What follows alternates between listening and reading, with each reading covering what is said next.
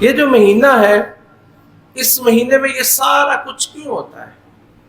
یہ اس رات کی تلاش میں ہوتا ہے، جس رات کی تلاش میں ہم پورا سال قرآن کی ان آیات کو پڑھتے ہیں کہ انا انزلناہ فی لیلۃ القدر وما ادراک ما لیلۃ القدر، کہ ہم نے اس قرآن کو لیلۃ القدر میں نازل کیا، اور آپ کو کیا پتا، کس نے بتایا کہ لیلۃ القدر ہے کیا؟ یعنی اتنی اس کی عظمت اور اس کی شان کہ اللہ کے رسول علیہ الصلوۃ والسلام کو اللہ فرما رہے آپ کو کیا پتا یہ کیا ہے؟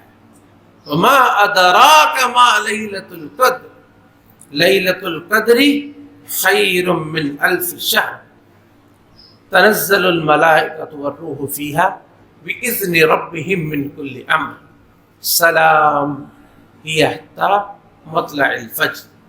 اس رات کی تلاش میں یہ ساری محنت اور جدوجہد خاص طور پر کی جاتی ہے۔ اس رات کی جو خصوصیات ہیں، سب سے پہلی بات کہ لیلۃ القدر جو ہے، لیلۃ القدر اس کا معنی کیا ہے؟ قدر کا معنی کیا ہے؟ قدر کے تین معنی اور انشاءاللہ تینوں درست ہوں گے۔ ایک، قدر کا معنی ہے عزت و تکریم، جیسے کہ تو کہیں یار میں گیا تو انہوں نے میری بڑی قدر کی، میری بات کی بڑی قدر کی، میری محنت کی بڑی قدر کی، تو اللہ تعالیٰ کے ہاں یہ رات بڑی تعظیم والی، بڑی عزت والی اور بڑے مقام والی رات ہے۔ اور دوسرا، قدر سے مراد ہے تنگ ہونا، تنگ ہونا، جیسے کہ ہے کہ فقدروا لہ، حدیث میں آتا ہے نا کہ جو ہے وہ اس کا معنی اندازہ بھی ہوتا ہے، اس کا معنی تنگ کرنا بھی ہوتا ہے۔ تو اس کے بارے میں مفسرین فرماتے ہیں، ایک صحابی، ان کا نام نہیں میرے ذہن میں آ رہا، وہ فرماتے ہیں کہ اس رات میں اتنے فرشتے نازل ہوتے ہیں کہ آسمانوں کے دروازے تنگ پڑ جاتے ہیں، اتنے فرشتے نازل اس رات میں ہوتے ہیں، اور اس کا ہم ذکر کریں کہ کتنے نازل ہوتے ہیں۔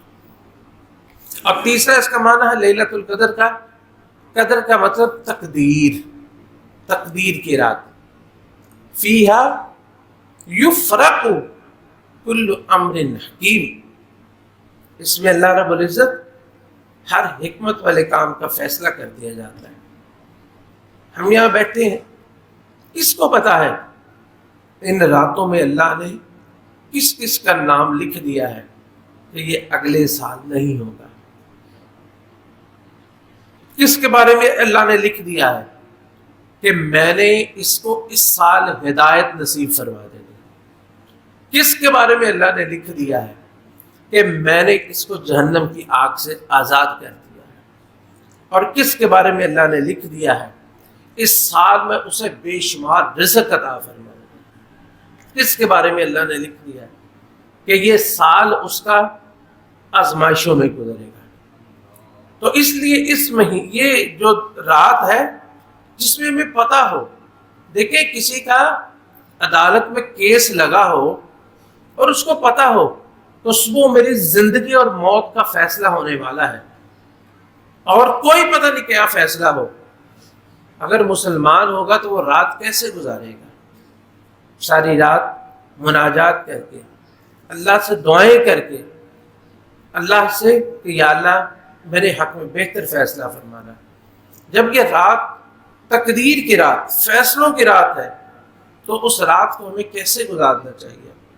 کیا ہم اس رات کو غفلت میں گزاریں، کھانے پینے میں گزاریں، آوارہ گردی میں گزاریں، موبائل کی ریلز اور شارٹس دیکھنے میں گزاریں، موبائل پہ ڈرامے، ٹی وی ڈرامے دیکھ کے، فلمیں دیکھ کے گزاریں، گپوں میں گزاریں یا سو کے غفلت میں گزاریں، جبکہ ادھر ہماری زندگی موت کا فیصلہ ہو رہا ہے، جبکہ ادھر جنت اور جہنم تقسیم ہو رہی ہو، جبکہ ادھر آسانی اور تنگی کے فیصلے ہو رہے ہو، اور ہم ایسے غافل ہوں، ہمیں بتا بھی دیا جائے کہ تمہارا فیصلہ ہو رہا ہے، اور ہمیں پتہ ہو کہ دعا جو ہے وہ تقدیر کو بدل دیتی ہے، ہمارے فیصلہ ہو سکتا ہے کسی کا فیصلہ اللہ نے کر دیا ہو، اس کو مصیبتوں میں مبتلا کرنا ہے اور وہ ادھر دعا کر رہا ہو اللہم انک عفو تحب العفو فاعف عنی، اللہ تو معاف کرنے والا ہے، معافی کو پسند کرتا، مجھے معاف کر دے۔ کسی کا فیصلہ مصیبتوں کا ہو رہا اور اللہ فرما دے کہ یہ مجھ سے معافی مانگ رہا ہے، لہٰذا اس فیصلے کو بدل دیا جائے، اس کو عافیت دے دی جائے، اس کو آسانی دے دی جائے، اس پر رحم کر دیا جائے، اس کو جنت عطا کر دی جائے، اس کو ہدایت نصیب کر دی جائے، اس کی قسمتوں میں اپنی رحمتیں لکھ دی جائے۔ اس لیے یہ رات جو ہے یہ تقدیر کی رات ہے، اس کی بہت ساری خصوصیات ہیں، جیسے کہ پہلی خصوصیت ہم نے ذکر کیا کہ انا انزلناہ فی لیلۃ القدر۔ پہلی خصوصیت یہ ہے کہ اللہ رب العزت نے اس کو قرآن کریم کے نزول کے لیے پسند فرمایا ہے، اور اس کی تفصیل ہم کئی دفعہ ذکر کر چکے ہیں۔ دوسری اس کی خصوصیت یہ ہے کہ خیر من الف شہر، اللہ رب العزت نے اسے 1000 مہینوں سے بہتر بنایا ہے، 1000 مہینوں سے بہتر بنایا ہے۔ اور یہ 1000 سے مراد ہم نے پہلے بھی کئی دفعہ ذکر کیا ہے، یہ 1000 سے مراد کثرت ہوتی ہے، اس سے مراد صرف 1000 ہی نہیں ہوتے، بلکہ عربی زبان میں سب سے بڑا گنتی کا لفظ کون سا ہے؟ 1000۔ ہمارے اردو میں لاکھ ہے، کروڑ ہے، ارب ہے، خرب ہے، انگلش میں ملین ہے، بلین ہے، لیکن عربی میں 1000 سب سے بڑا حرف ہے۔ اب جب سب سے زیادہ بڑا لفظ استعمال کرنا ہو تو 1000 کو ہی 1000 سے، 1000 کو 10,000 سے، اس سے ضرب دے دی جاتی ہے، سب سے بڑا عدد جو ہے۔ اور ویسے بھی یہ ہمارے اردو میں نہیں استعمال ہوتا کثرت کے لیے، ہزاروں سال نرگس اپنی بے نوری پہ روتی ہے، بڑی مشکل سے ہوتا ہے چمن میں دیدہ ور پیدا، بہت سارے شعراء کے کلام 1000 لفظ کثرت کے لیے، اس لیے ہم اسے صرف 1000 تک محدود نہیں کر سکتے۔ مطلب یہ ہے کہ 1000 سے افضل ہے، 1000 مہینوں سے افضل ہے۔ اب وہ لاکھ ہے مہینے، اب وہ کروڑ مہینے ہیں، ہمیں نہیں پتا۔ جب اللہ نے کسی کو معافی کر دیا تو باقی کیا رہ جاتا ہے؟ اس کو کروڑوں کہہ لے، اس کو خربوں کہہ لے۔ جب اللہ کسی کو معافی کرتے، کسی کو عافیت ہی مل جائے تو اور کون سی گنتی باقی رہ جاتی ہے؟ تیسری چیز، اس کو اللہ تعالیٰ نے مبارکہ، لیلہ مبارکہ کہا ہے۔ انا انزلنا، تیسری خصوصیت لیلۃ القدر کی کہ اللہ تعالیٰ نے فرمایا انا انزلناہ فی لیلۃ مبارکہ، اس رات، یہ مبارک رات ہے، اس رات میں کوئی صدقہ کرتا ہے تو اللہ اس میں برکت ڈال دیں گے، کوئی نماز پڑھے گا اس میں برکت، کوئی اللہ کا ذکر کرے گا اس میں برکت، کوئی اپنے ماں باپ کی خدمت کرے گا اس میں برکت، کوئی صلہ رحمی کرے گا اس میں برکت، کوئی قرآن کریم پڑھے گا اس میں برکت، کوئی نماز پڑھے گا اس میں برکت۔ یہ لیلہ مبارکہ ہے، بابرکت رات ہے۔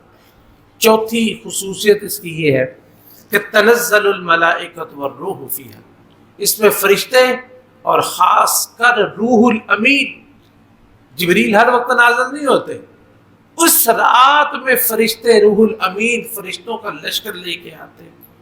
کتنے فرشتے نازل ہوتے ہیں کہ نبی کریم صلی اللہ علیہ وسلم نے فرمایا ان الملائکۃ تلک اللیلہ فی الارض اکثر من عدد الحصا۔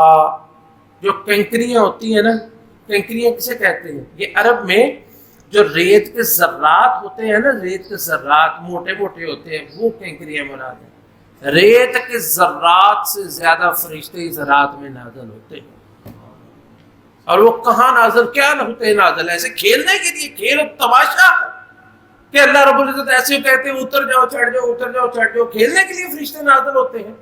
نہیں، وہ کس لیے نازل ہوتے ہیں؟ وہ اللہ کی رحمتوں کو لے کے نازل ہوتے ہیں۔ فرشتے کہاں نازل ہوتے ہیں؟ نبی علیہ السلام نے فرمایا نا، جس گھر میں کتا اور تصویر ہو اس گھر میں فرشتے نہیں آتے۔ تو فرشتے کہاں آتے ہیں؟ جہاں اللہ کی رحمت نازل ہونی ہے۔ جیسے کہ حدیث میں آتا ہے، نبی علیہ السلام نے فرمایا کہ جہاں اللہ کے ذکر کی مجلس ہوتی ہے، اللہ کو ذکر کرنے والے لوگ ہوتے ہیں، تو فرشتے اس مجلس کو گھیر لیتے ہیں، فرشتے اس مجلس کو گھیر لیتے ہیں۔ تو اس لیلۃ القدر میں اس لیلۃ القدر میں مسلمان اتنی اللہ کی عبادت کر رہے ہوتے ہیں کہ ہر مسلمان کو الگ سے اللہ پروٹوکول دے دیتا ہے، ہر مسلمان کے لیے فرشتوں کا لشکر الگ سے نازل ہوتا ہے جو اس کو گھیرے ہوئے ہوتے ہیں، جس پہ اللہ کی رحمتیں الگ سے نازل ہو رہی ہوتی ہیں، اس قدر کثرت کے ساتھ فرشتے نازل ہوتے ہیں۔ پانچویں چیز سلام، پانچویں خصوصیت اس کی کہ سلام ہی حتی مطلع الفجر، یہ سلامتی ہے اس رات میں، یعنی اس رات میں، یعنی سلامتی سے کیا مراد؟ ایک تو یہ کہ شیطان کا داؤ نہیں چلتا اس رات میں، کسی مسلمان کو، مومن کو تکلیف دینا چاہے، نقصان دینا چاہے تو وہ نہیں دیتا۔ اور اسی طرح اس میں سلامتی یہ ہے کہ اللہ رب العزت ہر وہ بندہ جو اللہ سے عافیت مانگتا ہے، اللہ اس کو عافیت سے نواز دیتے ہیں، یہ ہے سلام۔